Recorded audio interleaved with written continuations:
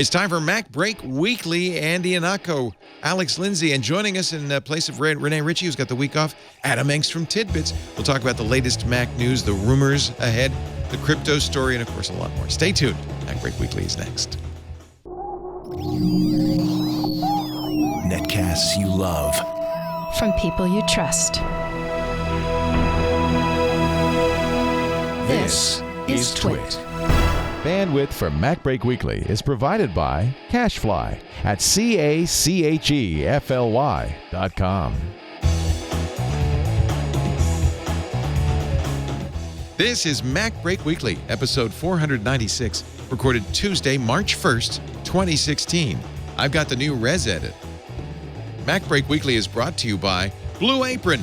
Blue Apron will send you all the ingredients to cook fresh, delicious meals with simple step-by-step instructions right to your door. See what's on the menu this week and get your first 2 meals free by going to blueapron.com/twit. That's blueapron.com/twit. And by Squarespace. Squarespace is the simplest way to create a beautiful website or cover page for your portfolio, your business, or your online store. Enter the offer code MacBreak to get 10% off Squarespace. You should. It's time for MacBreak Weekly, the show where we cover the latest Macintosh news. With our esteemed panel of Mac experts, Andy Ihnatko from the Chicago Sun-Times is here. Hello, Andrew. Oh, either hi there, ho there. Pretty blue. Yes. I like that. It can also be pretty red. Ooh. Can it cycle? Yeah, I want to cycle. It can cycle. The only problem is that here. It's a little flickery. We had that problem with our cycling too. There's a solution to that. I can't remember what it is. It has to do with, I think you need a power cleaner. Yeah, power supply. We had the same problem, didn't we, on some of those LED lights? Yeah. Yeah. I was assuming that's because these are not really super expensive lights. And when it has to do these combinations of colors through cycling on their own, and it's just not enough for. Brent told me what was going on. Brent Pye told me what was going on. It might be that, actually. It might be the 60 hertz. But the nice thing is, if it's a shade of blue, the nice thing is, though, it looks like I've got a reflecting pool of rippling. It's nice. Yeah. It's like I'm in a Quality Inn in like Western Massachusetts, exactly. Trying to be more fancy than they have the budget for. To me, it feels like you're in that tunnel in Chicago. It's Adam Engst from Tidbits. Hello, Adam. Filling in for Renee. Renee is somewhere on assignment. He told us he'd be away.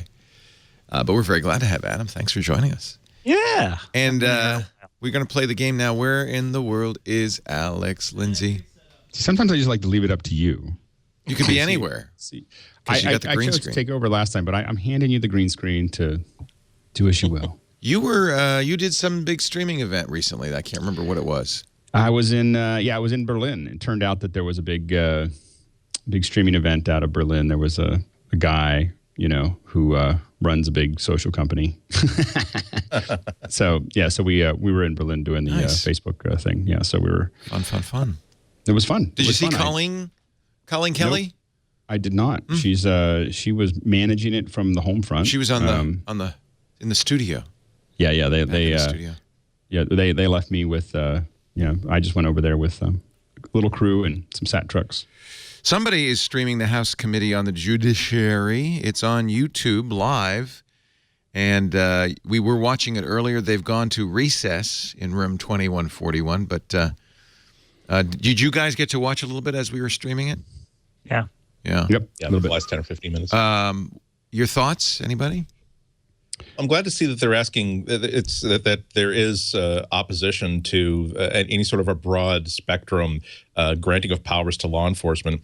Also, I think that the FBI's responses, if that's who was responding, I believe, have also been. We haven't heard a single mention of 9/11, keeping people safe, your children. They're talking like law enforcement people as opposed to political people, which is very encouraging. Although you're talking to someone who has listened to only 20 minutes of it, but I was expecting to see cameras, election year, yes, cameras, election year. Adam, you had some thoughts? Yeah, I was going to say that I was same thing. As Andy was saying, I was pleased to see that the questions were being appropriately critical. Yeah. That they were not. They were saying, but you say this is one phone, but how many phones do you have in lawful possession? And FBI director is just sort of refusing to answer, but he kind of comes down on we have lots, but they're all different, but we still have lots. We know that Cyrus Vance Jr., the district attorney of Manhattan, said he has 145 that he'd like to have unlocked. Yeah. But there's also a line that I really, really liked, which is that when they're asking for, are you seeking like these broad powers? I think almost a direct quote was, "We like the system we have now, where we have to go in front of a judge when we need these things unlocked." So that's not the end all be all of the argument, but like I said, what we're hoping for is, and on a day when a lot of people are expecting Donald Trump to receive the Republican nomination for presidency, we are hoping, we're grateful for a venue in which we see some rational talk with people who are wearing suits talking to microphones in a congressional anything. It could be 4 to 8 years away from seeing that again. Now, come on, guys, come on. So, some good news out of New York.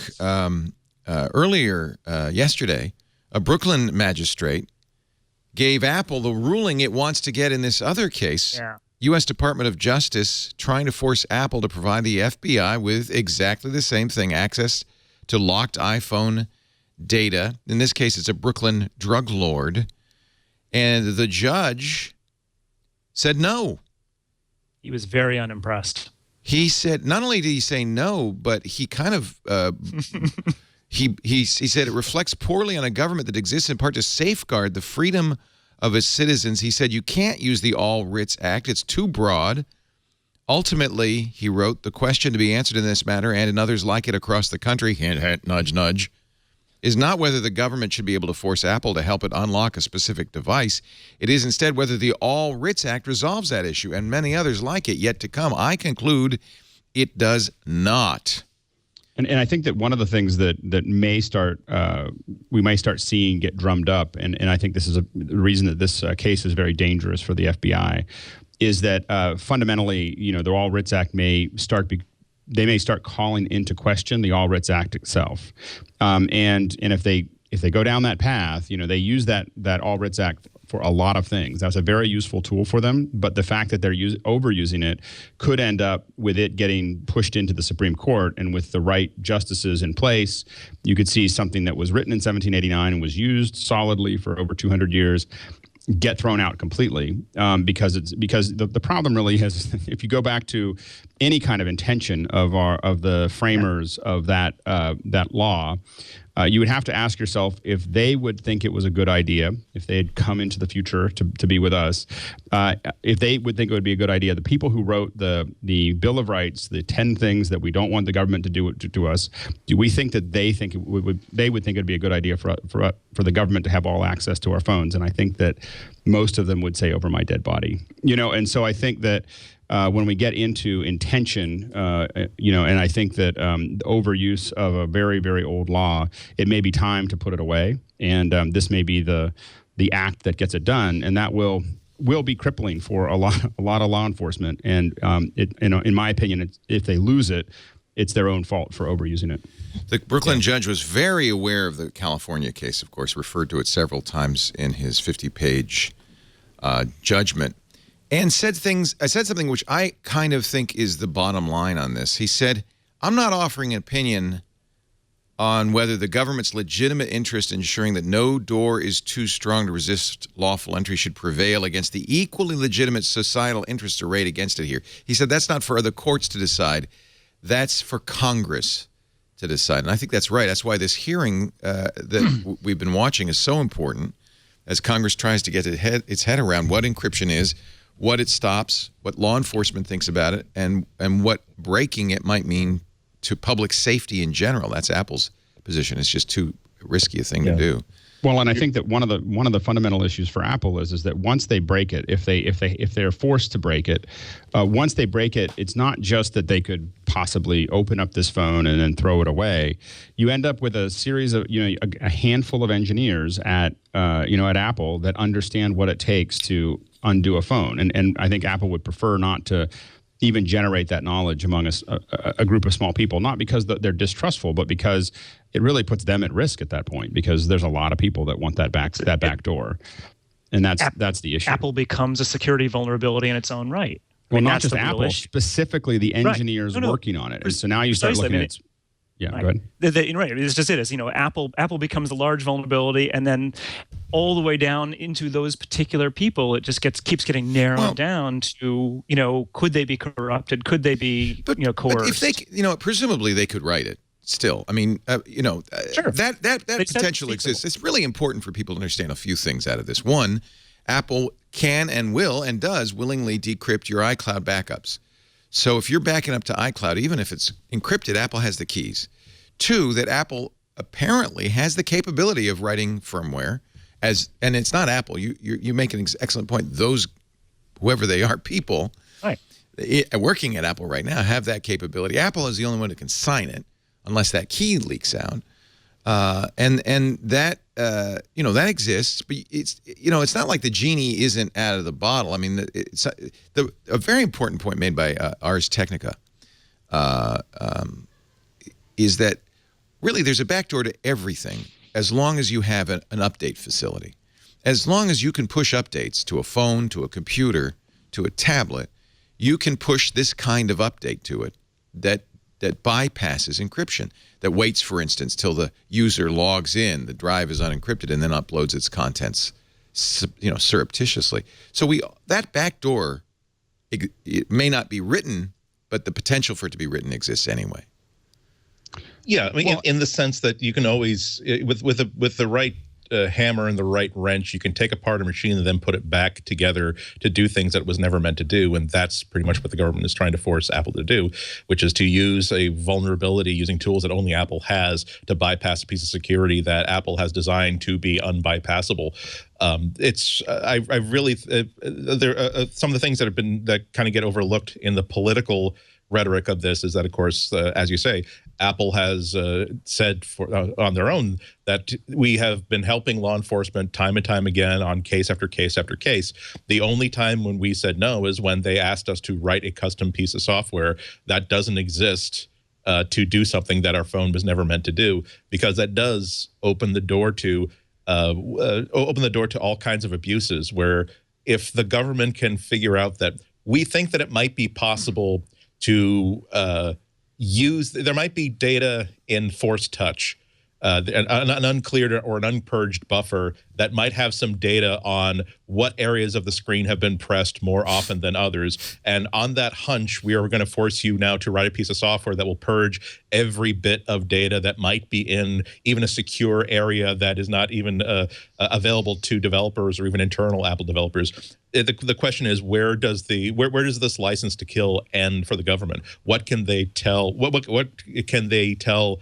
Can they not tell Apple or any other manufacturer to build for them? And are they willing to pull this trigger on cases of even lower stakes, as opposed to ones where they could credibly say that maybe lives are at stake? Right. I mean, it starts with a terrorist act that's being asked by the federal authorities. Then it's a drug act that's asked by the state authorities. Then it's a traffic act that's by the local authorities.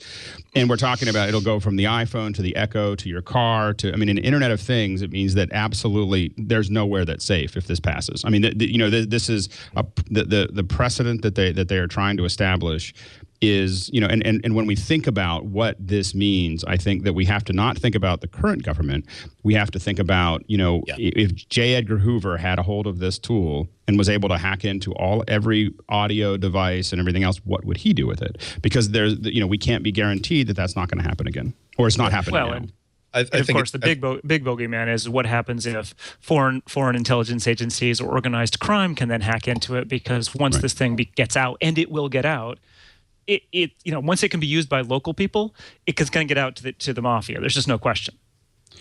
Well, I'm less concerned. I'm less concerned about those people than about the government, and I'm not someone who is generally thinking that the government is my enemy. I mean, I'm normally concerned about organized crime finding backdoors and finding security weaknesses. I'm more concerned about my government being able to command Apple to command Google, to command Facebook to introduce a vulnerability that's that's exclusive to them.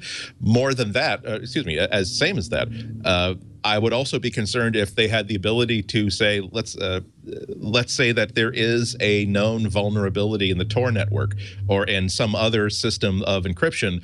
Does the government say that we have decided that we are now using this vulnerability to get into people's emails that they think is uncrackable, and therefore we are deeming this technique to be a state secret. Therefore, we know that you are planning as a researcher to expose this vulnerability at a conference. We are telling you that it is now under federal jurisdiction and you are banned from speaking of this because we want this vulnerability to stay open as long as possible. We talked about this last week, and it's still relevant. I find myself, as I'm writing down my thoughts, it's very illustrative to see how closely a lot of these arguments that I'm making that are very sincerely and I think very rationally held track with the arguments that a lot of people make against gun control. Because you would think, well, it's a simple thing, isn't it? If there's a criminal that has the ability to do a lot of damage to society as a whole, why are we even worried about breaking into this person's phone and their computer to compromise their communications? And now here I am talking about, well, what if the government wants to put a restriction 10 years down the line on the ability to even close technical loopholes? What if they're going to simply start to say that every sufficiently powerful tech company is now sufficiently important to their ability to conduct surveillance that they can be deputized into law enforcement at any time? And that's not that far on the nut scale. That's not too far removed from ideas that I would have a year ago thought are, my goodness, why are these people so irrational about gun control? It just shows you what a sticky big ball of problems that this whole issue is. This is why we're still talking about it 2 or 3 weeks later. Well, we're going to be talking about it for a long time because I think it's pretty clear what's going to happen here. Win or lose, the case will continue to the U.S. Supreme Court. And at that point, I'm thinking if the court accepts the case, which they ought to, because it really, as you say, Alex, it's about all writs and how broad, and there's a lot of things that the Supreme Court could sink its teeth into. I would expect that they would throw it back in the lap of Congress. I think ultimately these are the arguments that are going to be in front of Congress, and Congress is going to have to decide whether it wants to, on the one hand, make CALEA 2. You know, CALEA, which was passed in the early 90s, is a law that says telecommunications companies have to provide wiretap access to all communications to law enforcement, period. That's what CALEA says. But it only covers your cell company and your phone company. A CALEA 2, which has been proposed in the past and rejected by Congress, by the way, would force Apple and other digital companies to do the same.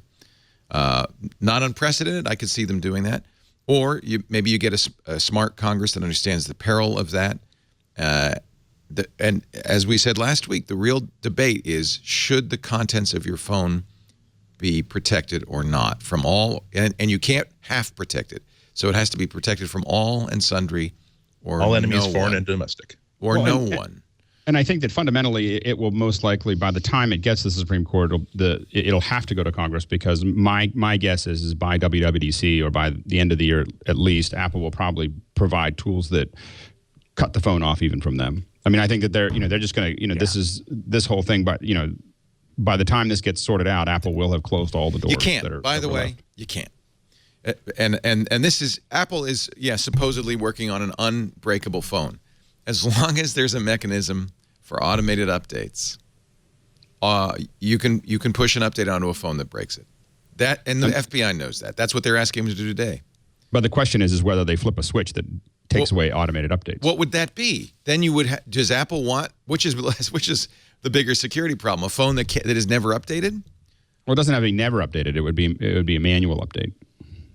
So the the user could. Okay, yeah, I mean, it'd be a worthwhile scenario to go through is how you would make a phone completely secure. One way to do it is to make it very inconvenient, which is to build in encryption, strong encryption, that requires a long, strong password. The front door is the problem here. That four-digit passcode is weak. Right. But what if you had to enter a 16-character alphanumeric every time you unlock the phone?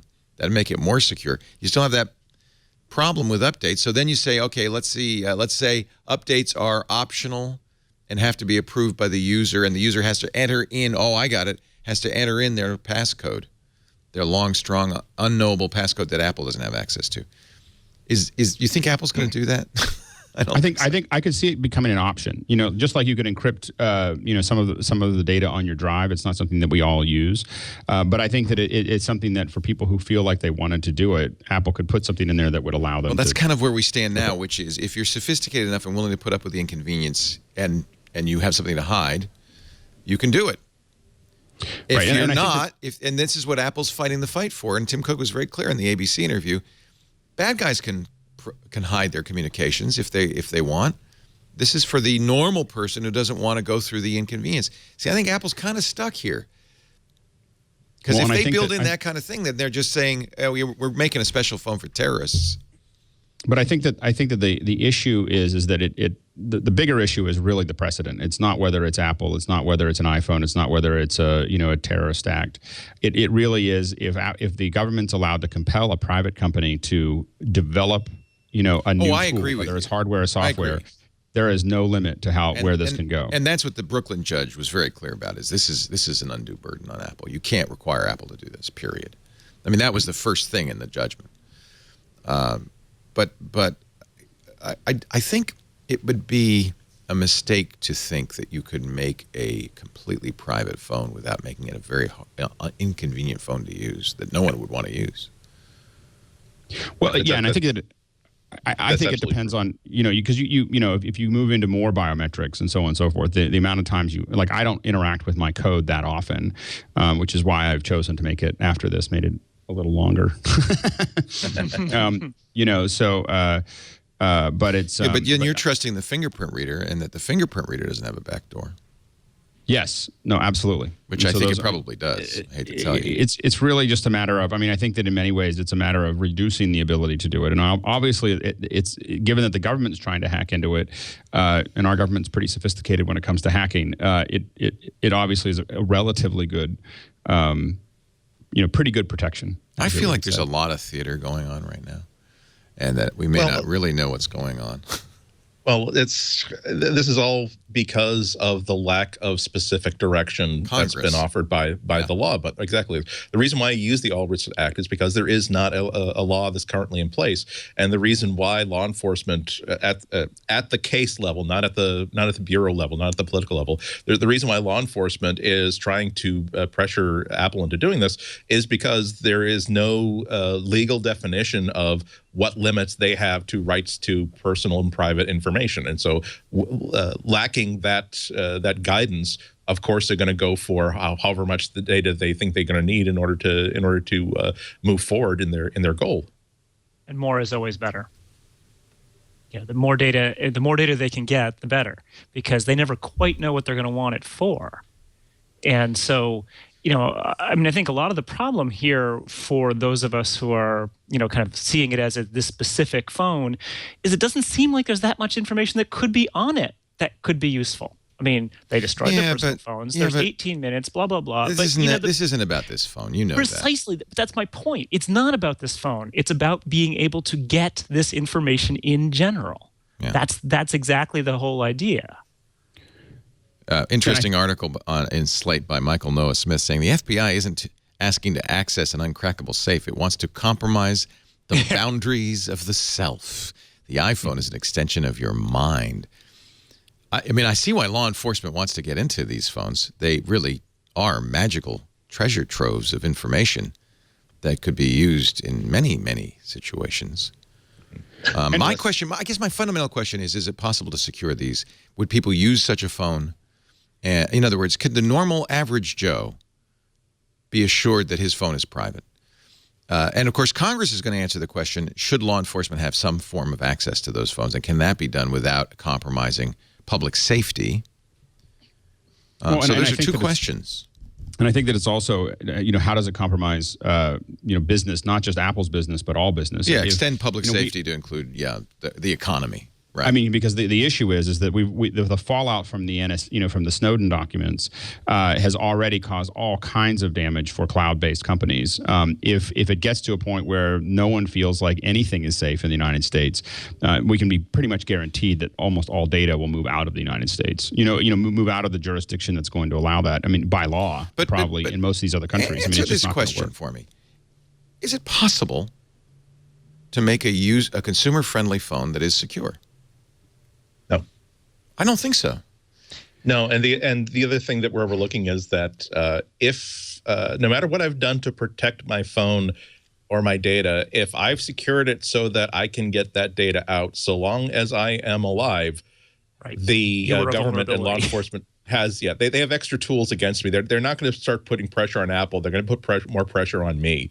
And they're going to basically, no matter how good my lawyers are, they're going to find a way to make it much, much, much more attractive for me to unlock that phone for them, or to get a court to force me to unlock it for them, rather than to try to take on a company that has $230 billion in cash somewhere. And I think also, this gets back a little bit to the concept of self, is that for the most part, what's in a phone is communicated. And so by definition, those communications had to take place over some space, over some transmission medium, and there's someone else on the other side of it. So that does tend to hurt the self concept a little bit. It's not like you're just talking to your phone and it's you and your phone and you're making notes to yourself about how you're going to blow up the Brooklyn Bridge. Well, you might, let's say you're scouting a location for planning a bomb, and you're taking pictures of that location. Those are private communications that would be of great interest to law enforcement. I'm not saying it can't happen, but I'm just saying that some of it's public, but not all of it is well, not public, but at least multi-party. And my point is, if it's not 100% secure, then law enforcement will always have a way in. So really, all we can hope for is Congress to say, all right, you could compel this, FBI, but we forbid it. Which hasn't been that effective in the past when it comes to the NSA. Exactly. NSA is unlawful. Many of NSA's activities, according to Snowden, are unlawful, partly because they're perpetrated against American citizens. Right. I mean, so really, if you're going to be, realpolitik, you can't secure a phone, and there's no way government is going to not take advantage of the phone. So almost all of this is moot.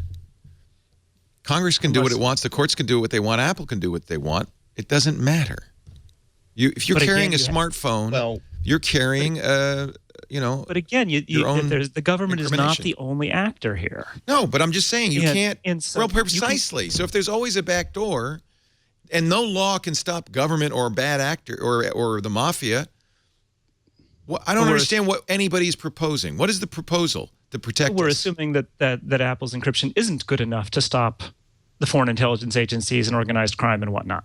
No, its encryption is fine, but there's a back door already. But that back door is not available. I mean, if that back door has been available since day one, hasn't been compromised. It's widely believed, according to Snowden, that there are 0 days against the iPhone that NSA has. Yeah, but there's a difference between a backdoor and a security vulnerability that's hard to get around. Yeah, but it exists.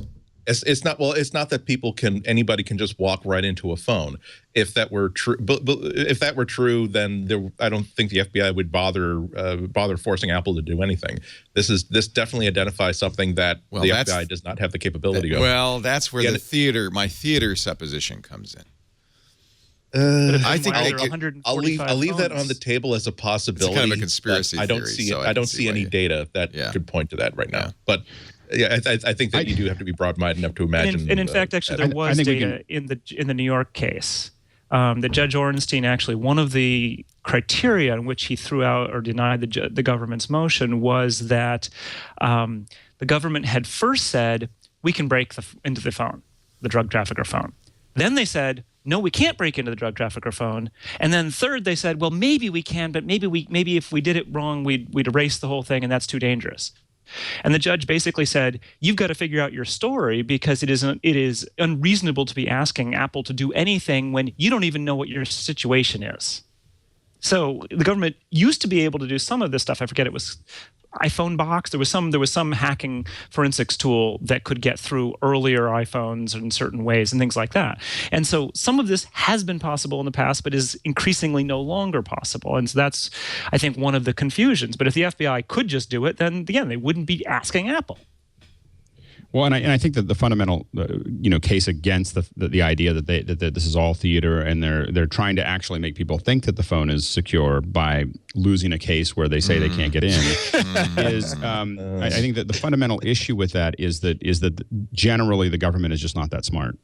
You mean like they're just not? Director Comey is not coming off that smart in his testimony so far. I agree. Yeah. The issue is, remember, the director of the FBI is a political person, right? Is an appointee. He's not the real administrator. Well, and I think the more plausible conspiracy theory is that the fact that they changed the passcode for the iCloud means that they either purposefully wanted to make this a case or they're incompetent. There's some scenarios you could see where they thought that was a good idea. Remember that this was not owned by the person that committed these crimes. It's owned by their employer. And the logical reason for them to do this thing that screwed them royally was that what if there's another person out there who has that password? Would they be able to remote wipe the phone? We need to take control over this iTunes account to make sure that whatever data is on that phone can stay intact. There's been a lot of mishigas about who made that request or who made that order, but that's not a smoking gun about anything. I'm going to say it one more time and then I'm not going to drop it, but I think this is all completely moot because of two things. One, it's impossible, in my opinion, to make a secure phone that is usable by normal people, and that's who we want to protect, because terrorists and bad guys who are sophistication can do this, anyway. So we want to make it so that somebody who's just walking down the street has a private phone. I would submit, one, it's not possible to do that, and two, that while you might have, and I hope you will have, Congress pass a law saying this is not, don't go after this, and the courts seem to agree so far and probably will continue to agree. Doesn't even matter because of unlawful actors, not only in government, outside of government, who will take advantage of these flaws. And so, to me, it's a lot of sound and fury signifying nothing. And the takeaway, I'll finish. I'm going to say one thing, and then please, you can shoot me down. But the takeaway, in my opinion, is you're nuts to think you can carry a smartphone and use it and that it's private. Period. I'm done.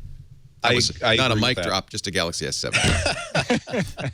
All I'll say is that the most important part about all of this is to create a brand new broad-based principle that hopefully will inform future legislation. I talked about this in greater depth last week, but again, I'll repeat it.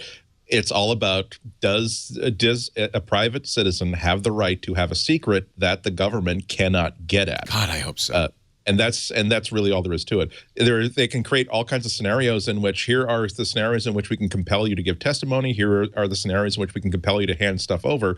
But the moment that some of these political statements being that it is not proper, it is not right for law enforcement to not be able to get into a safe that exists, that's when you start saying that any piece of information that I have is partly owned by the government that towers over me, when I should have the ability to take this receipt and toss it into a fire if I want to toss it into a fire. Yeah. The ability, when they tell me that if you decided to burn your old receipts, that means those receipts must prove something bad, and therefore we're gonna basically force you not to burn them anymore.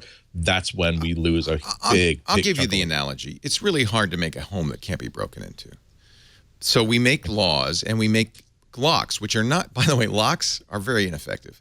They're suggestions, and they establish a border, so that the law can say if you cross that border, then you've broken the law. That's really the purpose. Your lock doesn't do anything. I mean, that's obvious to anybody who's thinking about it. And I would suggest it's similar with a phone. But I would also say that, and we should have laws that say that the locked phone is locked and no one has any right to go into it, et cetera, et cetera. And we should prosecute the mafia or the government if they do break those serving suggestions and get into the phone. But it's also, I would say, important for us to understand, and this, I guess the bottom line is that that's all, kind of theater. Like, this is the law, don't break the law, but people will and can. So remember that. And what it really boils down to is, screw it, just use your fingerprint reader and a 6-digit passcode and not worry so much. Because the truth is, it's penetrable, and the only thing that's protecting you is custom. Well, and I think that it is, the reason that the ruling is important, of course, is that it's a difference between it being used at certain points and it being rampant.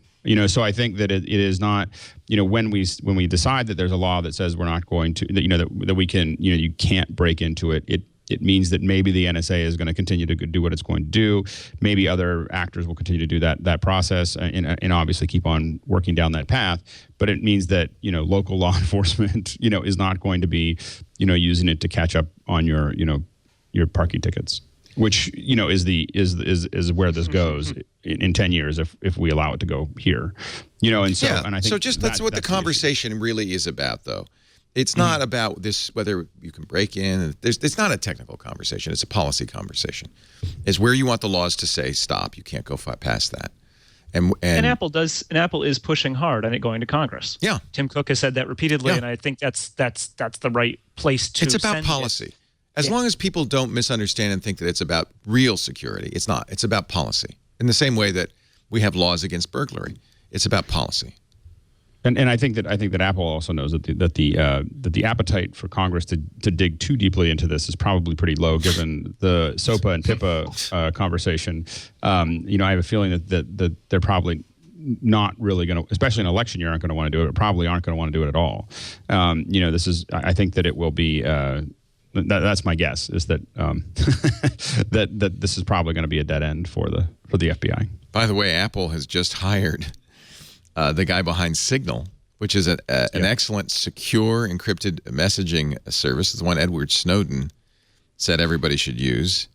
And Frederick Jacobs is now going to work for the Core OS security team at Apple. He says this summer, which sounds like it might be like an internship. It is. It's an intern. How old is this guy? Oh, my God. Yeah. Unpaid internship. Yeah. He's just here to get college credits. I've tried to get my resume together. But that's good. I mean, that's good. Apple's paying attention to this. They need a secure, messages should be secure. We don't really know how messages works. Apple hasn't been very forthright in that. But they have done good things in security. And some of the hypocrisy here, of course, is also that our own government builds tools for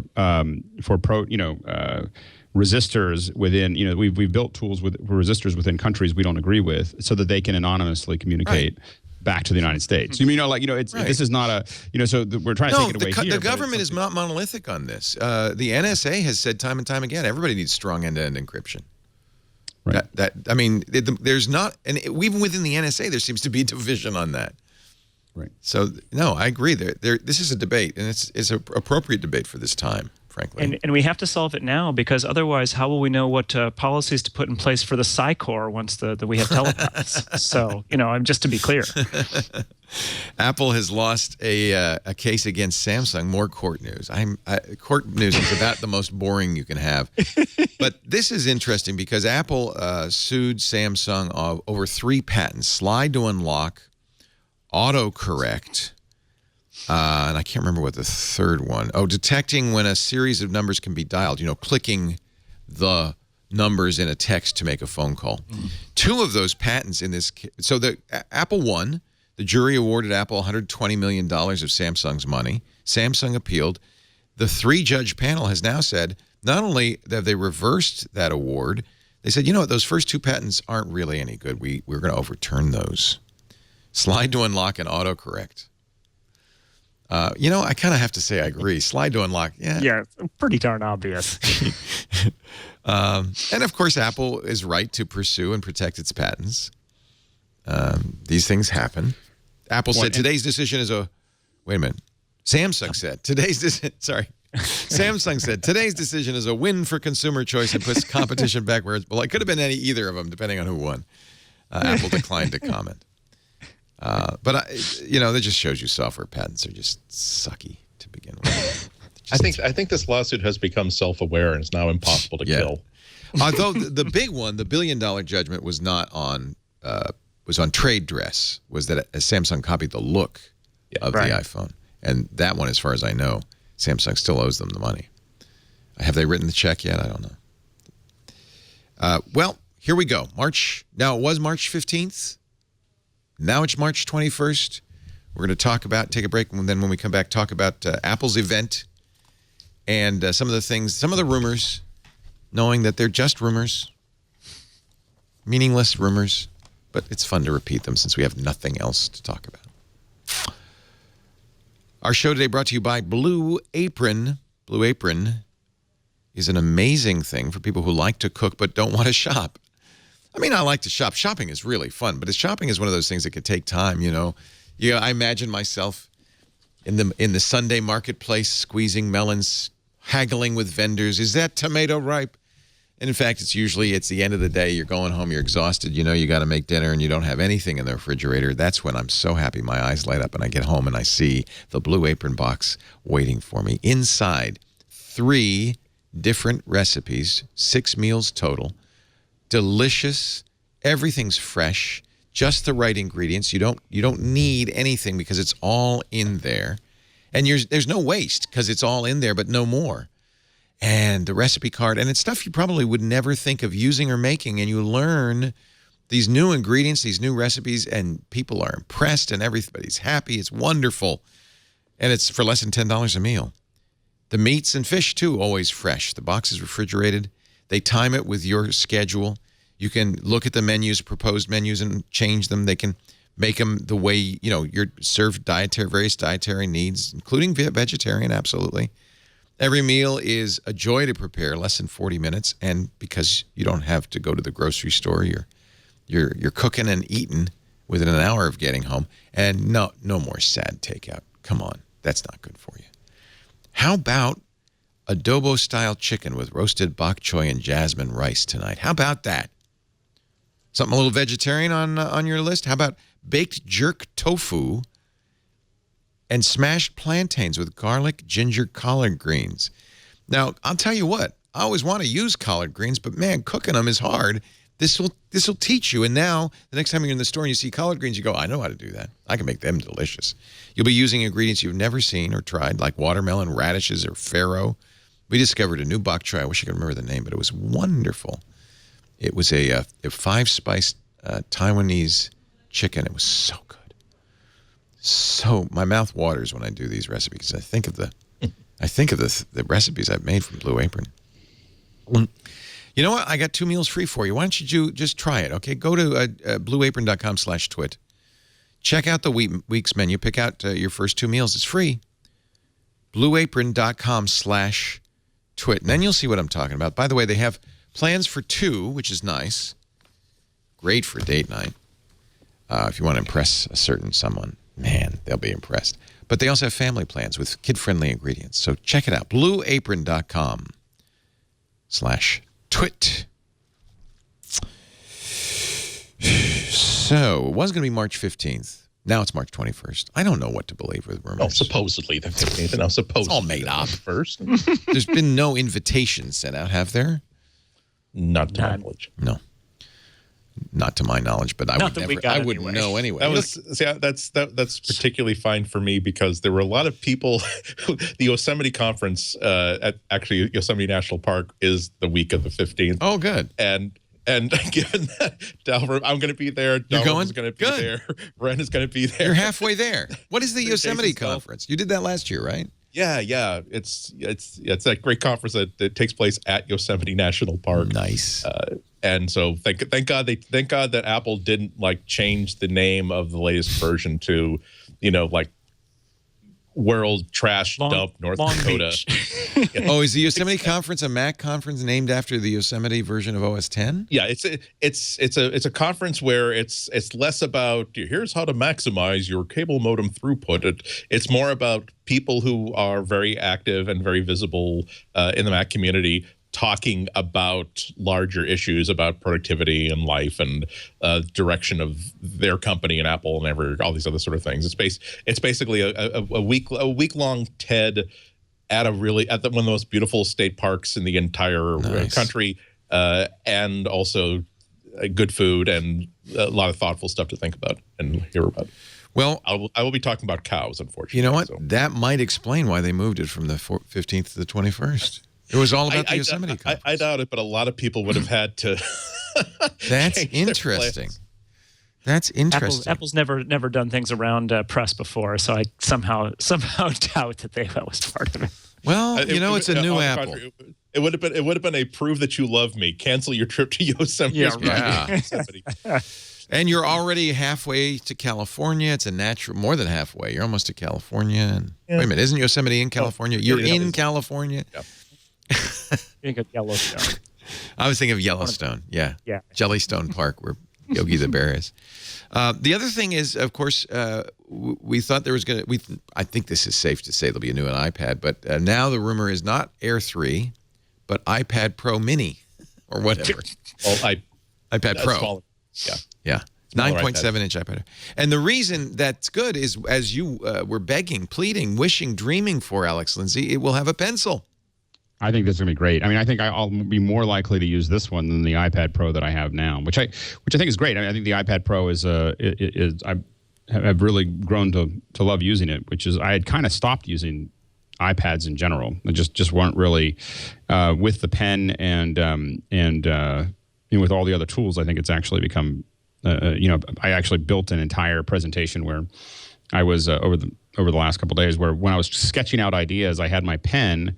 And I could build it in Keynote, and I was split screening with notes, and I draw a little what I want to do later, like plan it, and then simply copy it and put it into Keynote, and it was all touch and draw, and I was like, okay, that's exactly what I wanted.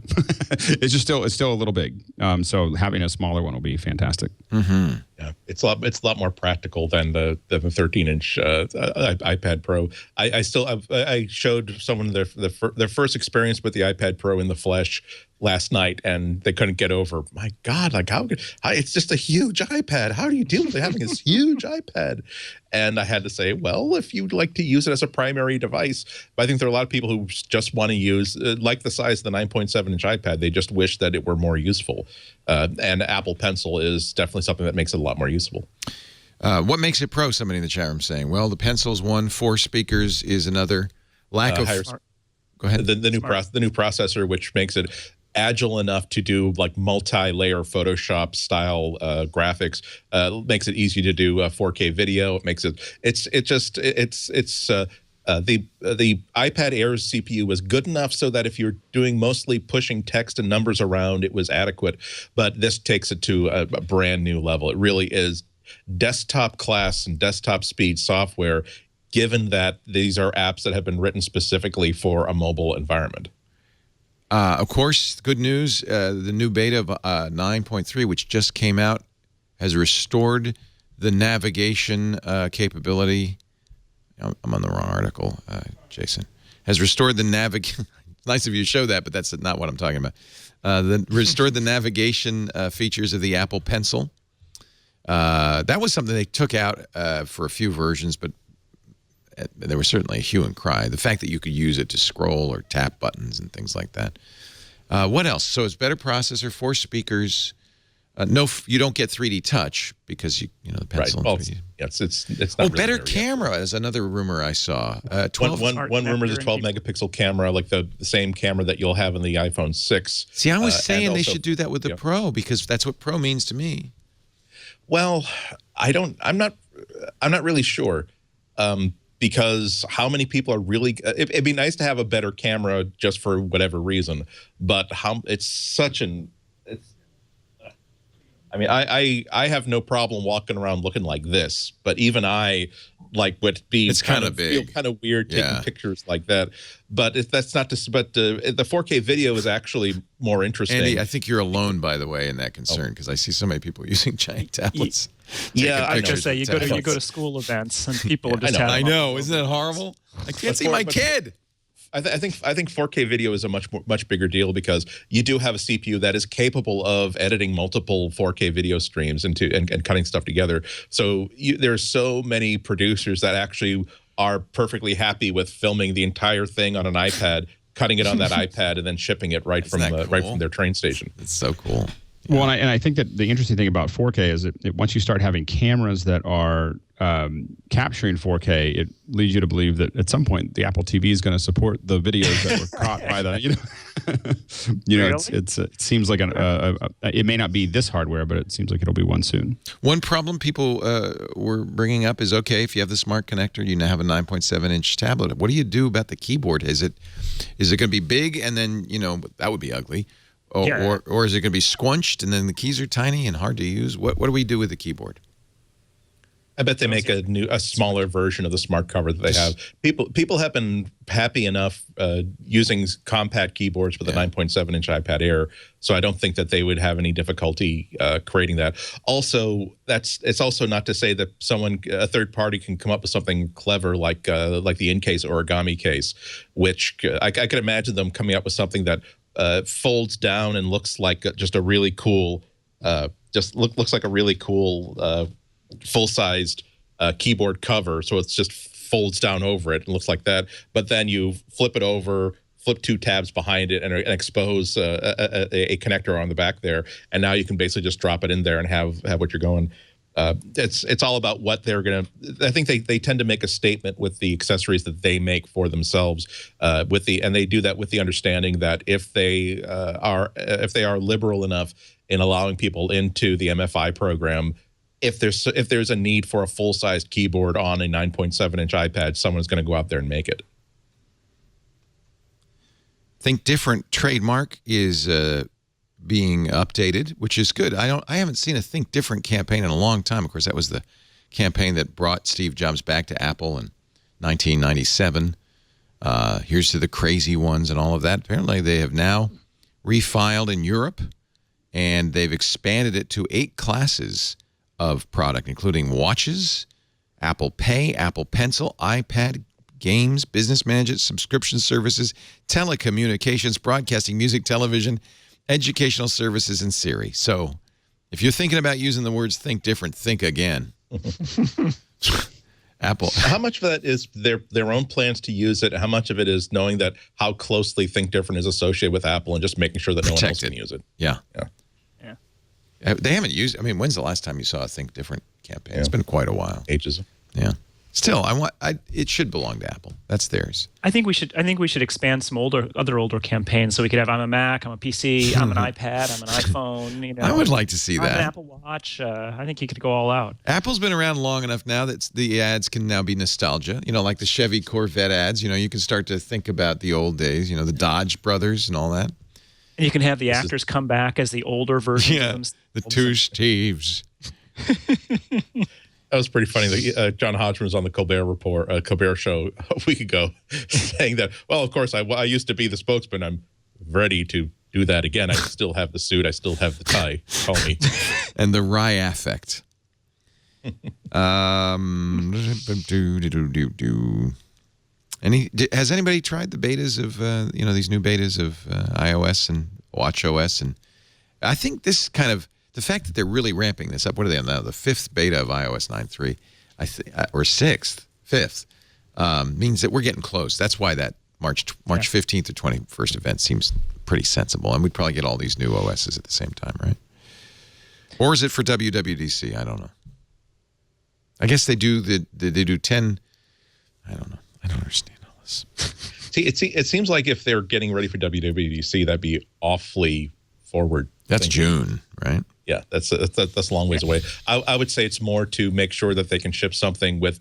I think it would kind of point to them having new iOS hardware that they're shipping in late March, let's say, or I'm sorry, this month. God. It's this month. I know. Yes. Yeah, right. 2 weeks, 3 weeks. I do hope they do it on the 21st because that ties in beautifully. That's a Tuesday as opposed to the Wednesday that they were thinking of. And they usually do it on a Tuesday. Siri, one of the features of the next version of OS 10, which will be out, and that will be demonstrated in June at WWDC and probably shipped in the fall, would be Siri on the desktop. It's funny because while Apple will, I'm sure, say we invented it, it's been around for a while. And, I mean, both Windows does it. Windows does it. Google does it with Chrome. I find it's not that useful. Do you want to talk to your desktop?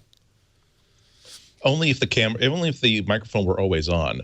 I would love to. No, I'm serious. I would love to have the sort of functionality I have with Amazon Echo, where I'm somewhere else in the room, and I'm thinking. I've got my iPad out, and I'm reading or doing something else. I just want to know, what's the weather going to be later this afternoon, and should I plan on leaving now as opposed to leaving 2 hours from now, or just doing so, even when I'm actually in front of the keyboard and I'm reading something, then there's a unit of measurement in grams, and I want to know how many ounces that is. It's just these dead simple things. It sounds silly until you have the ability to not have to hold down a key, not have to reach for a phone, not have to have a special thing. There's just a waiting digital assistant that will respond to voice commands. You find yourself using it all the time. I think that the other thing that I still, the connection between Siri, for me, the number one thing I use Siri for is Apple Music. Just being able to just call out that I want to hear a certain song is something that I probably use more often than all the other things. Yeah. Yeah. Which is kind of magical to me. I still think it's just, I know I've said it before, but it's just like the idea that I don't have to buy it. I don't have to do anything. I just kind of, just say I want to listen to, whatever. For me, Siri does only two things. I use Siri to make reminders, as all in the Apple Watch. Siri, remind me to do such and such. And I text my son to come down for dinner. Hey Siri, text Tristan, time for dinner. Works every. Wait, stop. I admit I used to use the ability to log into a remote computer and have it do some text to speech to scare my kids or tell them to come down to dinner, and that was fun. Or wake up. I did that all the time. Henry, wake up! It's time to go. I'm a little sad that this generation is losing that fine, must be 100-year-old tradition of your parents just shrieking at you, Eddie. Well, I also put Sonos speakers in their bedroom and then remotely triggered loud music, but that was mean. I stopped doing that. None of it works either, by the way. Teenagers will sleep through anything. Let's see.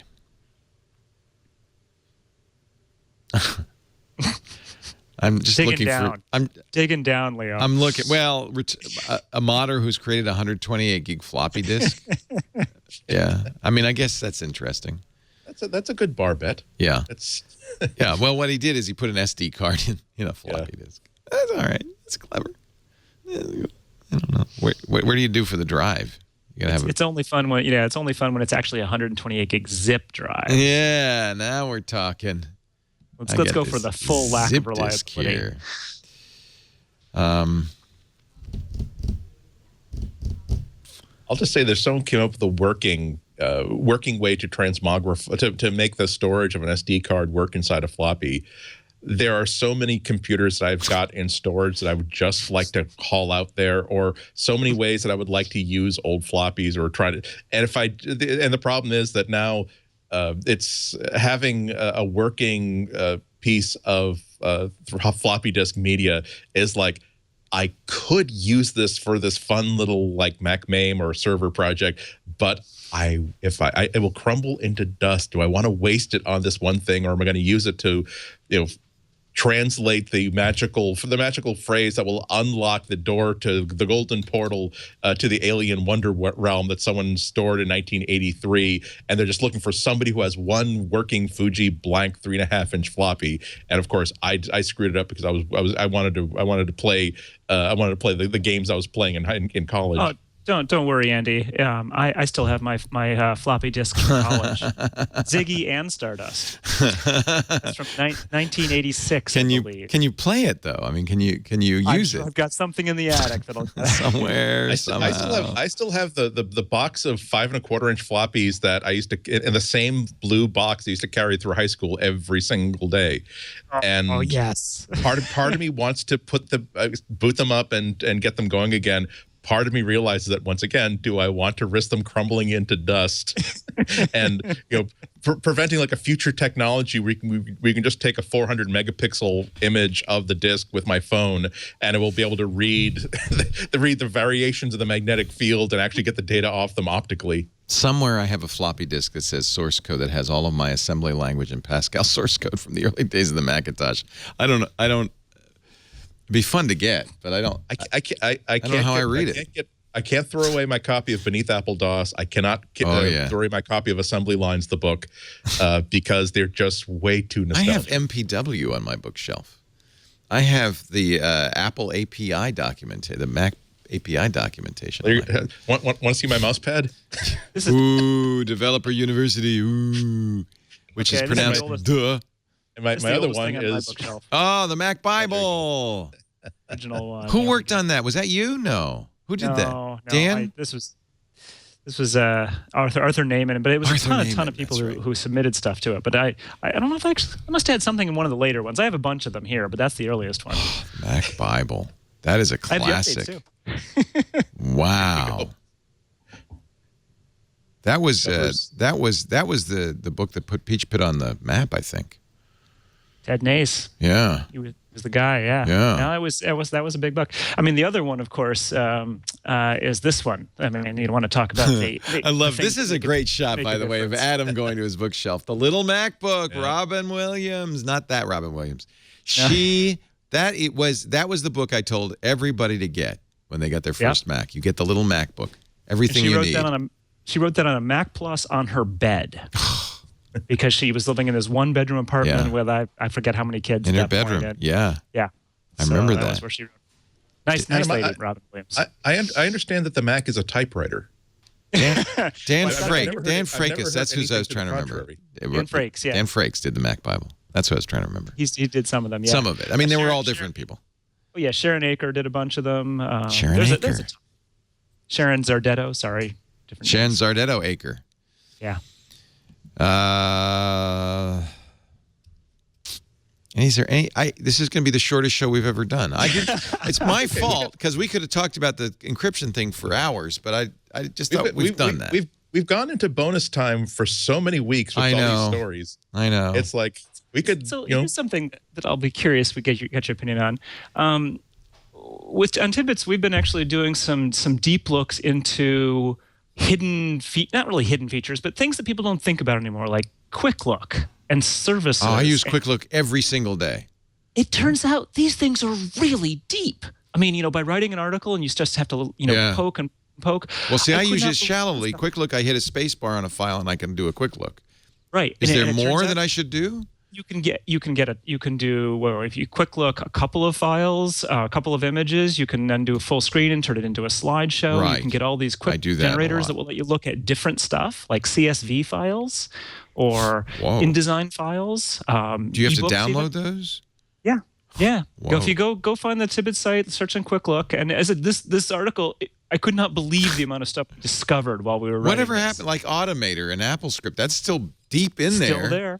But nobody ever talks. Poor Sal. Nobody ever talks about it anymore. It's funny. It's part of the Automator tools and the AppleScript tools are just so fundamentally part of some businesses. Right. They can't take it out. You couldn't take it out, yep. and it's really useful when you get your head around it. It is something that I have lots of little tools to convert images and do things that it's just easier to do it. To build a service for that, and then the idea that you can just throw it out there. It's a incredibly powerful architecture that, unfortunately, a lot of people don't know enough about. I have Automator actions, these Automator workflows, which are extremely complicated. They're nested. They do different things. But it actually, I can control click on a PDF or an EPUB or a Mobi and select something from a services menu, and it will copy the file and rename it to different places on my server. It will upload it to one or two different remote servers. This is all the distribution I do for Take Control, and it's this very complicated Automator stuff, but it saves me, half an hour every time I invoke those. Yes, it is. Yeah. It's primarily publishers, isn't it? Sal was always talking about how publishers use it. Publishers really heavily. relied on it. Yeah. But I guess, sort of the bigger picture, I guess what I'm getting at, and same thing we're looking at preview right now, is just that there's all this great stuff that's actually deep inside OS X or deep inside these bundled apps that people just have forgotten about if they ever knew. And it's been interesting publishing these articles and getting people saying, "Oh wow, I never knew it could do that. That's so great." And you feel like actually made a difference in their lives. I agree. As it's an operating system that's been around for a long time, and Apple hasn't taken a lot out. Yeah. So there's still stuff, but there's also stuff that's kind of, you wonder, has it become vestigial, like the services menu? There's some interesting stuff you can do with services. Again, people don't really think about it, but there's you want to talk about stuff not getting any love. There's been no changes to it in ages and ages, but there are still some really interesting services out there you can get to manipulate text, open stuff in different apps. Just work around the one way that you're normally allowed to do something. Right. And so both of these kind of series that we've started have been really interesting. I mean, Preview, again, I didn't even know until I started writing this article that Preview can scan, Preview can take screenshots, Preview can download photos from your iPhone. Who knew the Preview could do all that stuff? And it's sort of like building in image capture and grab and the scanner utility, but it's all right there in Preview when you need it. Yeah, I think that there should be.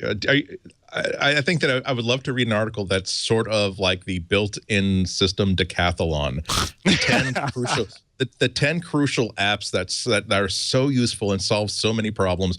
Image capture solved a problem for me yesterday because I was at a neighbor's house trying to find out why she couldn't get data. She couldn't sync something to an older iPod Touch, and knowing that it was probably iTunes doing something very iTunesy, I launched image capture to see if does it appear on the bus to image capture? Okay, image capture can see this. That means that I can definitely rule out it's a problem with this device. And there's just such a long list of stuff like that. Just classic tools. Like I use Preview all the time. I use TextEdit all the time. A lot of people don't. You show them the console app, and it's like you pull down like a candle on a wall sconce, and a whole wall flipped around on their Mac saying, "My God, where were these error messages coming from?" It's like they're like roaches. They've been inside your house all the time. You just only get to see 2 or 3 of them scuttling around into the light. Can I ask a question? Does anybody use the tagging system? The color tagging system in Finder? I don't. I use it. So what a lot of times what I do is when I'm using the colored system is, especially if I'm copying, like a lot of times we're doing archives of, on site, and you're trying to move things around, and you want to make sure you remember what was what and who goes where, and things that have already been transferred get this color, and things that haven't, or things that have to go into the, so it's much easier because then you can also select by those. And so anyway, I definitely when we're working on I feel like it's one of those things that Apple wishes they could take out, but they know that there's one in 5 that use it would scream holy murder. One of the problems when I started looking at it, I actually had to give up on using it in part because tags transfer via Dropbox. So you got everyone else's damn tags. I didn't know that. Oh, yes. It's part of the metadata. Crazy. So so it was one of those things where you could have this nice set of your own tags, and then there would be all this other crud in there. So I gave up on that. I feel like I'm not a good Mac user because I don't use them. Like I should use that. Why don't I use that? It's one of the new features. The real Mac users we don't need no stinking tags. We actually have. I still don't know how I feel about color icons, frankly. But that's the difficulty. We are all expert users, but we have the same problem that newbies have, which is once we find something that works great, we're not really very inclined to explore and try to find a different process. And that's universal. I mean, even that's just human experience. I was so determined to find a one-to-one replacement for my Osprey bag that I love that they stopped making like 2 or 3 years ago. I was about to spend more money on eBay buying secondhand ones or new old stock, that it sort of blinded me to the idea of, Andy, yes, you know that the old one works very well for you, but perhaps in the last 5 or 6 years, someone has invented a new bag that's even better for you now that you're using an iPad Pro and this stuff. And that kind of forced me to look for new bags, and I'm really, really happy with it. And you really have to remind yourself that if there's a process that's working great for you, there can still be a process that works even better for you. And sometimes that involves buying a lot of software that is not going to work for you immediately. And sometimes it involves holding down the Option, the Shift key when you click everything just to see what things can do. I think it's a segment. Your favorite hidden Mac feature. I was going to say, for Andy, for color icons, if you select any app, any file, document, app, whatever, and hit Command-C to copy it and switch to preview and then choose new from clipboard, you'll get all the icons from that file. Yep. And then what do you do? Then you've got And then you make a T-shirt. You make your terminal T-shirt. That's right. That's make your like 3D from chess ResEdit days. That's like It is. I still miss ResEdit. I built a surfer version of Photoshop at one point, so all the messages were like, when it was out of memory, it was like, dude, I can't do that. I can't do all that stuff, and everyone would think that you're this amazing master hacker because you have a copy of MacWrite that says "Edit, man." yeah. I would actually. I'm in for $20 if someone wants to commission a really good 256 pixel logo version of the ResEdit icon. I know I can't use it on anything, but I just want a. What, it was a little classic Mac with like a squiggle in it. What did it? I forget.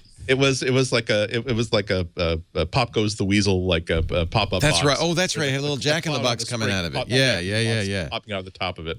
I'm sure if I Google ResEdit icon, there's probably somebody out there who is. But only 188 by 188. Andy's right. We need bigger ones. There it is. There it is. Well, it's the Jack in the Box. If you're ever doing one of the great uses for that, by the way, is if you ever are doing a presentation and you happen to be talking about apps, getting a hold of the really high res icons, they come, they're pings with alpha channels. And so you just literally grab that ping and throw it into your keynote, and boom, it's, so you're I think what you do is you just have it in your dock, and see if anybody notices that you have ResEdit in your dock. Only for some reason now I want to build like a really high res version. Yeah. Oh, he has the new ResEdit. Where can I get that? An iPad with the Swift logo on it. That'll that'll lead to some excited Q&A. Silly keynote tricks. All right, we're going to take a break. We're going to come back and talk more. Actually, your picks coming up in just a second. But first, a word for all of our friends who are suffering with bad web hosting, and I know that's a lot of you, with ugly websites that aren't mobile responsive, trying to glom e-commerce onto the side of a site. You don't need to do that. Stop the suffering. Get Squarespace. You really should. Squarespace it does it all. Beautiful sites.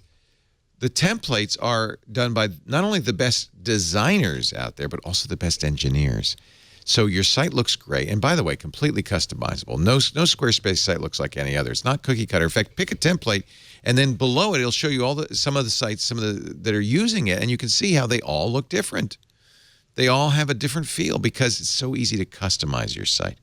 Whether you're a designer or a filmmaker, a photographer, a musician, a blogger, you want your site to be aesthetic, to reflect your personality, your style. Particularly if you're a visual artist, Squarespace is great for artists of all stripes. But also if you're a restaurant, right? Or, you want to match your decor, and you don't want your commerce, if you're selling something on your site, to look like a separate thing that you're going out to. Every Squarespace template has commerce built in. Every single plan has commerce in it. You could choose from, the basic commerce or the professional. You can add all of your social feeds.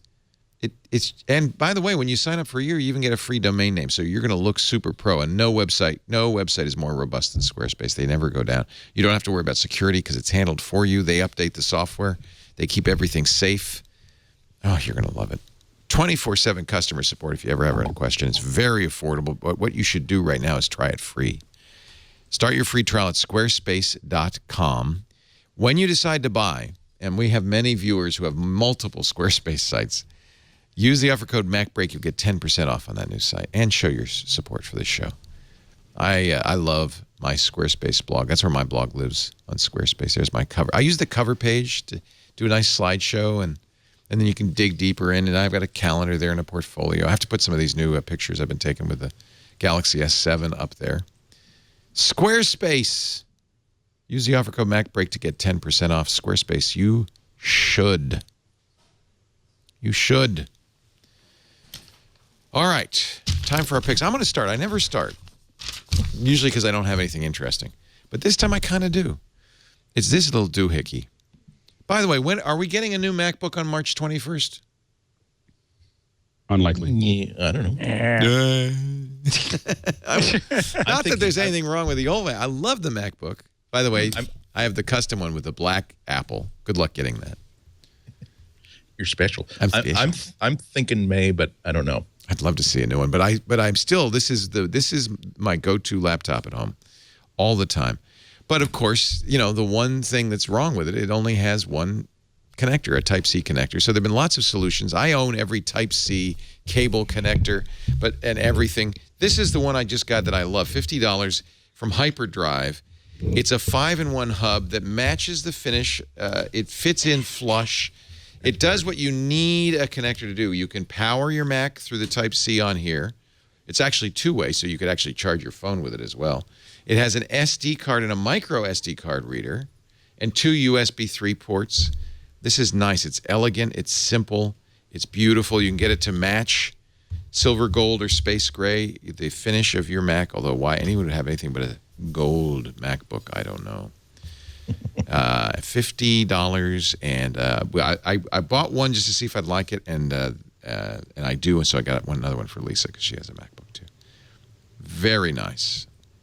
Now I can just travel with this, and I have everything I need. You know, I can put the USB card, you know, the thumb drives in there, the memory cards in there, everything I need. It's no Ethernet port. Okay, sorry, but it's compact. I know you're the only one who wants one, actually, Alex Lindsay. No, you could just use the USB to Ethernet. I have plenty of those. Okay. Yeah. All right, Mr. Alex Lindsay, your pick of the week. So I have a silly pick, and then I have a more serious pick. So the silly pick is we've been talking about this for a while at the office. So one of the guys brought this in, Marty brought this in, and so this is just a little a killer flashlight. Is it a tactical flashlight? No, it's not. It's not even that bright. It's just bright enough, but not too bright. But this is the part that makes it kind of cool is you can pull it out, and of course you can like turn the little. So it's got a gooseneck. Oh, but it gets better. But there's more. There's more. You can. It's an extensible. Look at that. You can use it as a pointer or a cat toy. Or a whip or something. Anyway, and then, okay. And then it's got a magnet. It's got a magnet at the bottom, so you can stick it to anything that's metal. So I have found this to be remarkably useful when we're in production because you'll find something, just stick it to it, and with a little light on, so while you're working, you can find it. It's like $9. So it's on Amazon. I can't remember the name. It doesn't really matter. There's a whole bunch of them that look like this. If you do a gooseneck flashlight or whatever. And get the cheapest one because they're all the same. So it's all from the same Chinese company. It's the same Chinese company that makes them, and some are $19. I bought 4 of them just for our listeners. I bought a group of them to figure out exactly which one was the best, thinking that the more expensive one might be the best, and it turns out it was identical. They range from $7 to $80. Yeah, you can get an $80 one. I did not buy an $80 one. I did buy so some of them might be different, but everything up to about $20 seems to be the same. Anyway, it's slick. It runs off of the whole. It's just running off of a little watch battery or something, like a little flat battery. So it's pretty compact. Anyway, so that's the silly one. The one that's really useful is one of the white whale that I've been going after for a long time is finding a way to get professional cameras to get into Skype without using Skype TX. So I have Skype TX, but I need more connections than one, and I don't want to spend $4,000 a pop. I do like it, and it's useful to have one of them. I don't want 4 of them necessarily. So what I found here is this, and it's actually hard to show you because it's being used at the moment. So, You're using it right now. Yeah, this is the Inogenie SDI to USB 3, and they have HDMI, DVI to USB 3. The HDMI one is 4K. I think that's the one that's the link that I sent. So it's 4K.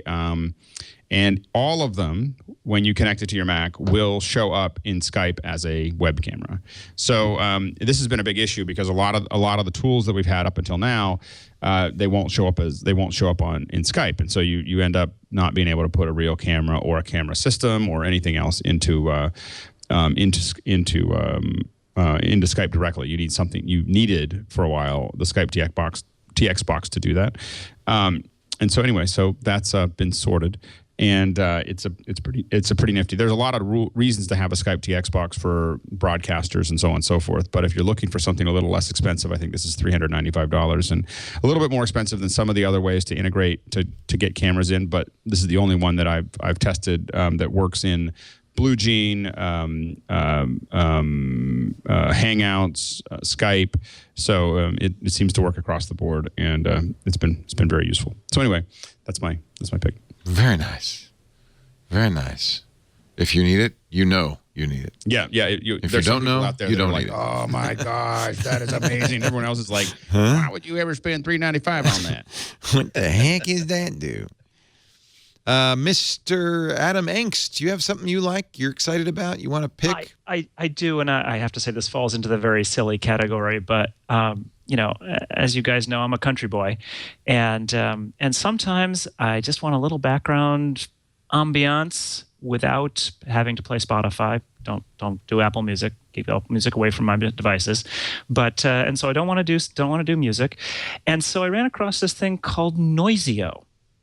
And it is a free little app that gives you sound. But what's cool about it is that it has all of these different looping sounds it can make, and you can mix them. Oh. So I have this for me perfect sound that includes, sort of birds and farm noises and, just a little bit of a stream in the background. And, it's one of those things, I turn it on and it's just, I don't know, it's just relaxing. And, and my son came in and is like, are those digital birds? I don't see any birds here. What are these birds I'm hearing? And it sounds great. And I really like being able to configure it to just the exact level of, each type of sound. You could be in a Paris cafe with a thunderstorm going on. Yes. And precisely, birds. and that's and birds. There's some that really don't quite make sense, like the farm and the sailing schooner, for instance. You're like, okay, we got Bessie on the ship, but I have to say, as I said, having grown up on a farm, the sounds are right. It is what it sounds like, and some of us just. Paul, Uncle Earl got his foot in the thresher again. Go quick with the shotgun. How many times have I heard that? Noizio is Noiz.io, and it's Mac or iOS. Yeah, I haven't tried it on iPhone just because I don't know. I don't need my iPhone making noises at me. I'm just walking around with my pocket. There's definitely something that I remember the first time that I was able to move into a big enough apartment that I didn't have to sleep in the same room that all my other stuff was. I found it so hard to get to sleep because I was used to the white noise of my tower Mac. There was always this. That was so pleasant, but also reminded me that whenever the room was completely silent, it meant that something was wrong because that fan should always be spinning. And it really did take me a couple of weeks, but it was like having a new dog where I'm just going to sleep in the office a couple of nights a week until I get used to the idea of not having fans. Those fans in my bedroom. You can actually, I think, Spotify and other systems have kind of ambient sounds that you can. Even Pandora, I think, has ambient sounds. Probably. But this is nice because you can create your own. It's the configurability part that I like. Because a lot of the times when I just there's one thing, it's just sort of the same all the time, and it's nice to be able to. You can make your own collections, and so you can switch from the thunderstorm on the sailing ship to the coffee shop to the sunny day in the woods kind of thing. This is nice because I have tinnitus, ringing in the ears, and it turns out that kind of rain sounds kind of modify, actually improve it. Now, how come I'm looking at it? I have October Rain, Coffee House, and Thunderstorm, but How come these are grayed out? Campfire and I just have to tap them. I can turn them all on. Fire in a coffee house. Holy cow! Oh my God, we are inside a train on the farm. It's insane, and the blue whales, they're coming. Okay, that probably wouldn't be. Kelvin and Hobbes has the the airplane and the train wreck, and it's all happening at once. That's what I. What I like is this is actually will be in your menu, and you can have it start at login. You can even have it play after launch, so you can just have it. Whenever you're at your Mac. I love this, and it's free. So what's not to like? Golly. I'm feeling more calm already. Yeah. I love the idea that someone didn't do this in a half-arsed way. It was, if I'm going to do this, let's make the best version of this I can possibly do. This is what I can contribute to the entire world. Just the best, the only version of this that ever needs to exist. I'm going to turn off deep space, the sailing yacht. Maybe I'll have the train every once in a while. No more farm. This is nice. It's fun. Rooster is an acquired taste. I mean, I like the rooster, but I could see someone not. Yeah. If you grew up with a farm, you probably have a mixed but a little feelings. bit, and I like just a little bit of wind chimes. Not so. Feel like every once in a while, a blue whale. Yeah. I'm gonna turn off the train. I don't need to be inside the train. Oh, that's nice. See the whales? Noisio. It's in the App Store on both Macintosh and iOS. And that's how it's going to sound on our podcast from now on. Andy Ihnatko, your pick of the week. Really excited about this. Just yesterday, the Raspberry Pi organization released the Raspberry Pi 3 computer. Yeah. We've been talking about this for a while. This is not the Raspberry Pi 3. This is the Raspberry Pi 2 because they sent me one a couple of weeks ago to play with. And so it's, as Raspberry Pis are, it's hooked up to all kinds of cool stuff that I'm building and experimenting with, and I couldn't disentangle it to put it on camera. You've probably, if you haven't heard of the Raspberry Pi, this is a $35 computer based on a system on a chip that can do pretty much whatever you ever want a computer to do. It'll be whatever you want it to be. So if you want it to be a media server, you can install Linux on it and use it as a media server, use it as a weak powered desktop computer. You can use it as a game emulator. You can use it as pretty much whatever you want. It has built-in HDMI, has built-in 4 USB ports, has an Ethernet port, and it also has this hardware header, so you can basically add on and build whatever component that whatever you want to build this with. So if you want to add, if you have, let's say your Wall-E toy. This is not. I built this with a previous project. So if you have your Wall-E toy and you notice that it has a demonstrator switch on it, and you want it to. And you want it so that you can activate it over the internet, or use it so that every time something happens on Twitter, Eve wakes up and does something to let you know that that's happened. I don't have this sort of electronic engineering mojo to do that myself. However, I can just simply easily build an interface for that on this by hooking this up to 2 pins and maybe a resistor, and then write some Python code that runs on this that looks at web pages or looks at Twitter, has a Twitter command line sort of stuff, and makes things work that way. Again, I love it because the Apple II was the last computer that I ever used that I felt like I know everything going on inside and outside this machine. There's nothing I cannot do with this because I know every scrap of code on this, and I know how to build hardware for it. This takes you back to that sort of thing, and it costs 35 stinking bucks. And once again, if you just want to use it as you have a kid that wants to, and you want to have them have a desktop computer in their own room, you can install Chromium on this and essentially turn it into a Chromebook. And once again, just plug it into any USB mouse, any USB keyboard, and any HDMI screen, and you have a desktop machine. I've set one up to just be a media player. It of course, doesn't have a rotating hard drive, but it does have a micro SD slot, so I can put 128 gigs or 200 gigs of storage on this on board. Or if I want to actually plug in a spinning hard drive, it will interact with a spinning hard drive. That's how flexible it is. Now, the Raspberry Pi 3, put down Eve, is a huge step up, because now for the first time it actually has Bluetooth and Wi-Fi actually on the board. This used to be something where you'd buy like a little tiny micro dongle and put them into 2 of these ports. That's one of the reasons why when they updated it a couple years ago, they added 4 ports, because everybody would put Wi-Fi and Bluetooth on it. Now it's on board, and it has, as small as this is, it's, in my testing, it's about as powerful as the Wi-Fi or Bluetooth you'd find on your phone. So it's not as though you have to plug in an external antenna. So as a result, you can just basically install this anywhere, and you have a networked, completely internet-aware machine that will do damn near anything you want it to do.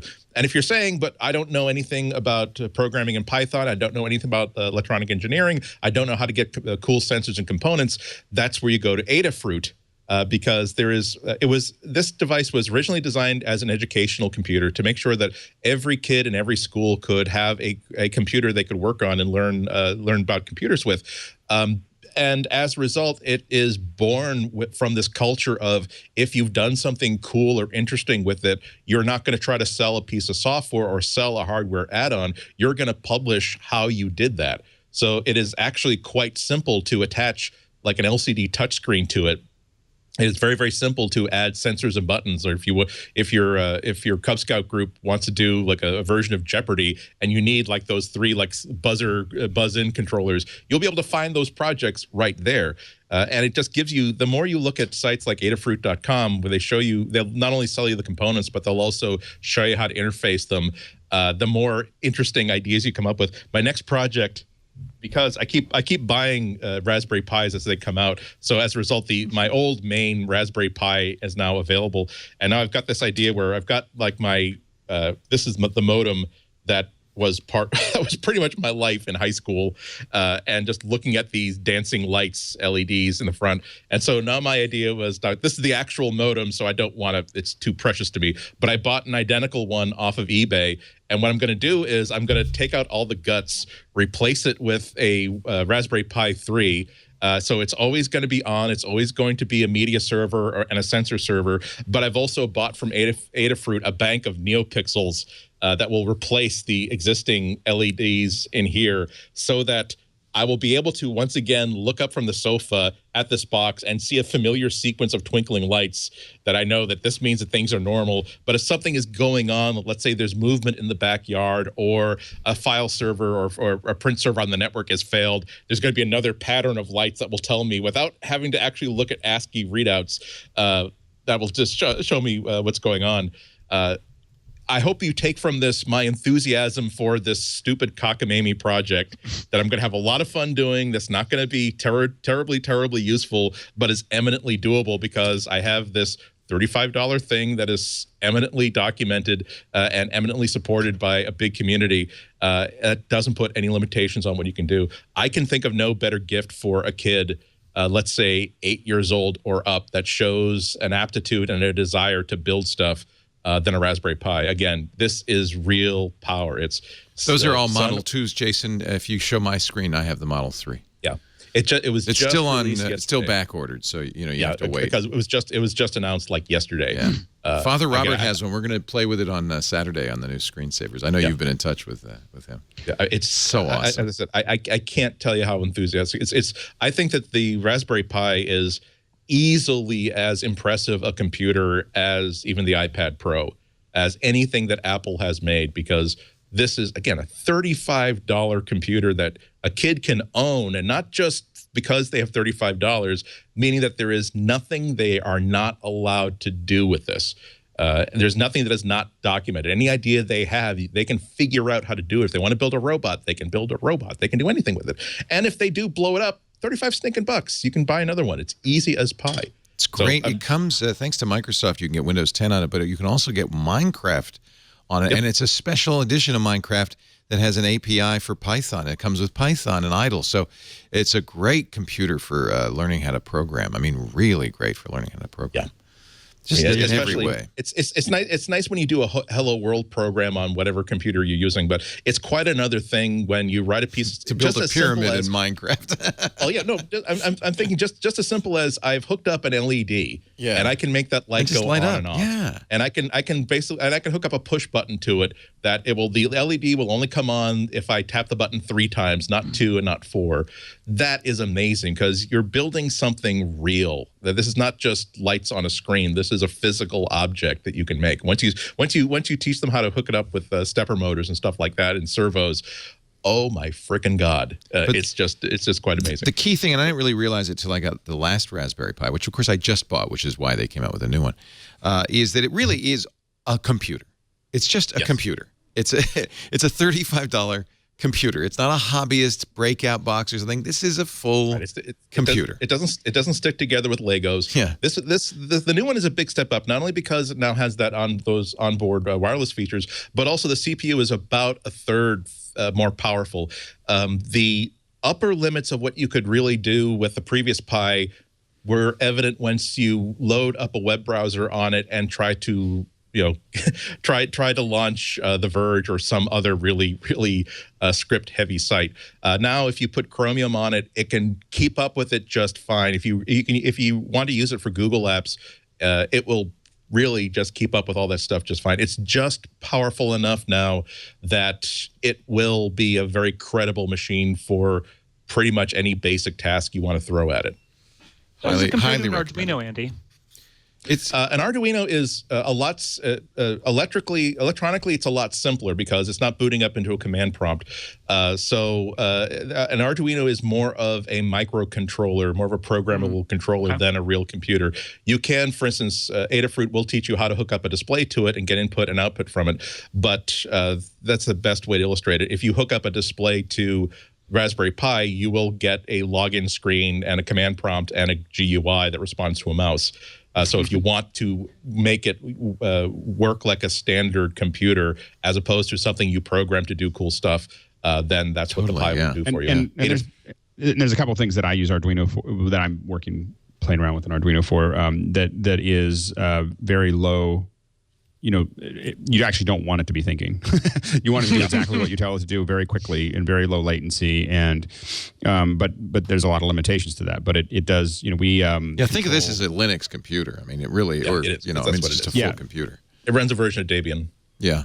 Right, and so, but I'm just about to start playing with the Raspberry Pi, and specifically, I want to get my son into it. He's 8, and perfect for that. It was funny. I really was kind of looking sideways at Minecraft until I realized we were talking about it. And you mentioned with Python, I was like, because I told him, you can program to build stuff, and his eyes got really big, and I was like, he's going to be like a little. He hacker writes 5 lines of code that builds a little house, and you just do it, and the house is there. Yeah, and then he'll be off to the races.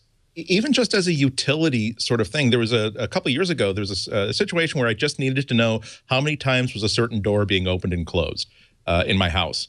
And maybe there were easier ways to do it. Maybe it wasn't a terribly complex problem, but it just occurred to me that, I could easily do that. I can write the code I can hook up a magnetic switch to the door, plug it into the Raspberry Pi. It runs off of it'll run off of a standard like micro USB charger or battery pack.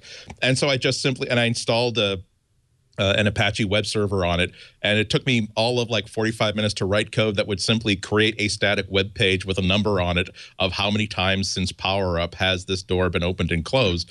And so from anywhere in the house, or theoretically anywhere in the world, I could then simply open up that web page that's simply a file on this little Raspberry Pi and find out, okay, I've opened this door 35 times so far this month, or the person who is allowed entry to that shed has, okay, I guess they were in and out of that shed a couple of times. Nothing nefarious. I was just trying to figure out, it was about time for me to start putting locks on it. And I was trying to figure out how much would it inconvenience this other person that's storing tools in my shed if I were to put a lock on it and give him a copy of the key.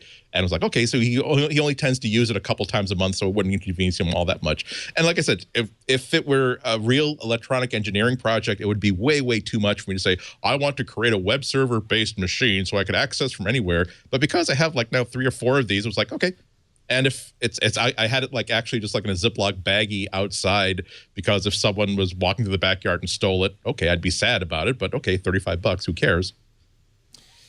Andy Ihnatko, Adafruit, good place to get Raspberry Pi. It's back ordered now, of course, because it hasn't come into stock. But adafruit.com. We love Lady Ada and want to support her. But there are lots of other places that sell the Raspberry Pi 3, or will when it gets in stock. One last story that just came in, and it's very timely. The gentleman who invented public key cryptography, Whitfield Diffie and Martin Hellman, just won the Turing Prize, a $1 million prize, considered the Nobel Prize of Computing from the Association of Computing Machinery. So congratulations to Whit Diffie and his partner Martin Hellman, and who invented probably the most important technology for communication of the 21st century, public key crypto. Well done. Well done. With a back door, of course. No back doors in theirs. Wherever we were able to reach them in the basement room where they're now being held. Yeah. Yeah. Here's a picture of them in 1977 when they were working on it. Hippies. Of course they were. Of course they were.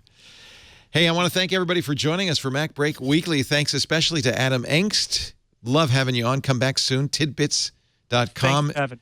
The oldest Mac journal in existence, and one you must read weekly because it's wonderful. Subscribe to the mailing list. He also has the great Take Control series of books that really do help you take control of your Mac. I can't wait to read the one of the hidden Mac stuff. That sounds great. I was going to say, we're working that. It's coming. We got to do the articles, and then we're going to put them all together. Good. It's just, we got plans now. You got a sale right here. I'll tell you, I can't wait. Yeah. Always a pleasure. Thank you for joining us, Adam. We appreciate it. Alex Lindsay joining us from we don't know where, but doesn't matter because we can put him anywhere in the world. Of course, you'll find him at This background is working so well. It's so realistic. He's also on the Twitter at Alex Lindsay, S-A-Y. And, of course, Andy Ihnatko from the Chicago Sun-Times. Thank you for being here. At Ihnatko on the Twitter, I-H-N-A-T-K-O. Thank you for joining us. I'm sure we'll talk in about half an hour on Security Now with Steve Gibson about Whit Diffie and public key crypto and all that. The RSA conference is going on right now. I'm sure there'll be some news from RSA as well. But if you want to watch MacBreak Weekly each and every week, I highly encourage you to tune in live, 11 a.m. Pacific, 2 p.m. Eastern Time, 1900 UTC on Twit TV. And if you can't watch live, on-demand audio and video on our website, twit.tv/MBW, on the many apps like Stitcher, the Twit apps themselves, and, of course, whatever you use to listen to podcasts. Or you can just, if you have an Amazon Echo, you can just say, Echo, listen to Twit Live on TuneIn, and you'll hear it. Yeah. Thanks for joining us. Incidentally, if you are watching live, Apple's legal team is now being sworn in. So we're going to switch to that as soon as I am done. You don't have to switch to C-SPAN. Just stay tuned. Okay, good. We're going to, and it's also on YouTube. They're streaming it, and that's where we're getting our stream. We're not stealing C-SPAN's stream. Thanks for joining us. Now, back to the House Judiciary Committee, which is already in progress. We'll see you next time. Break time is over.